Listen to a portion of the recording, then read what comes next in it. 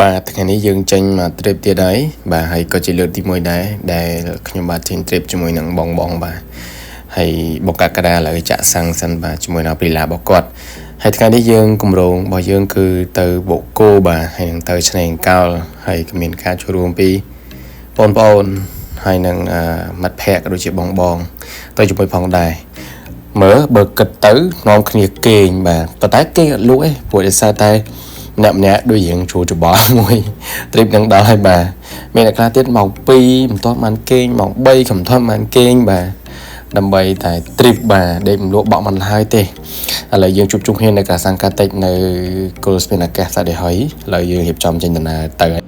តាមពិតទៅជាជាក់ស្ដែងវីដេអូនេះខ្ញុំធ្វើកាត់ទេបងប្អូនដោយសារតែវីដេអូវែងនៅបងតង់បាទគាត់អាចជា highlight វីដេអូខ្លីៗតិចៗចឹងណាការធ្វើដំណើររបស់ពួកយើងហើយឥឡូវក៏បានមកដល់ខេត្តកំពតផងដែរហើយធ្វើដំណើរយើងក៏ចូលចាក់សាំងម្ដងទៀតបាទបន្ទាប់ពីយើងញ៉ាំបាយពេលព្រឹកហើយចឹងណាចេញមកពីពេញវាជាខ្ទង់ម៉ោង6បាទមកដល់នេះហើយខ្ទង់ម៉ោង8បាទយើងជិះចាំគ្នាផងឲ្យផងទៅជិះមុំចឹងណាបាទហើយក៏ចូលចាក់សាំងម្ដងទៀតទៅបាទហើយនេះយើងចាំគ្នានៅក្រាស់សាំង PTT មួយទៀតនៅក្បែរកន្លែងឡើងទៅបូកគោបាទហើយក៏យើងមកដល់បូកគោដែរហើយយើងឡើងជុំទៅបាទលេងកំសាន្តមិនយូរប្រហែលទេហើយយើងក៏វិលត្រឡប់មកឆ្នេរកោលវិញចឹងណាបាទ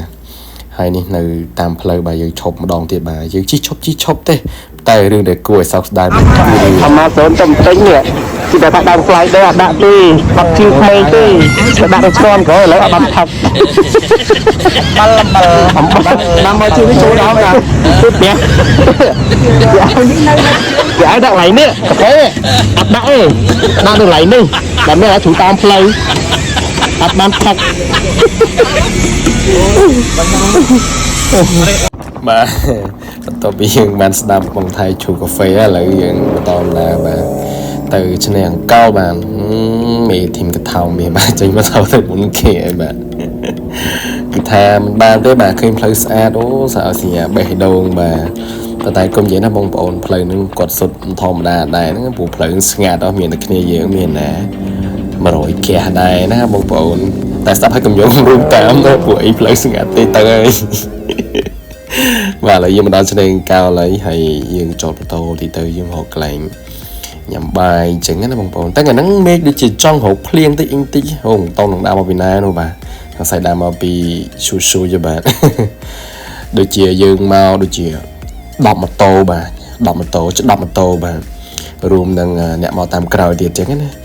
និយាយទៅសบายទ្រីបមួយនេះបាទគឺឃើញថាមានពេលខ្លះលក្ខតិចតួចបាទមានអ្នកជីទៅមុនជីទៅក្រោយអញ្ចឹងណាប៉ុន្តែយើងនៅតែបន្តជុំគ្នាមកគោលដៅដូចដើមបាទនៅឆ្នេរកោលបាទហើយក៏នាំគ្នាបាទចូលទៅកញ្ចុះដេកមើលសមុទ្រតិចតួចទៅតែចៃដន្យនេះមេដូចចង់រកភ្លៀងអញ្ចឹងណាអរគុណបងប្អូនអញ្ចឹងខ្ញុំមានតែប៉ុណ្្នឹងទេហើយអរគុណច្រើនសម្រាប់ការទស្សនាវីដេអូរបស់ខ្ញុំអញ្ចឹង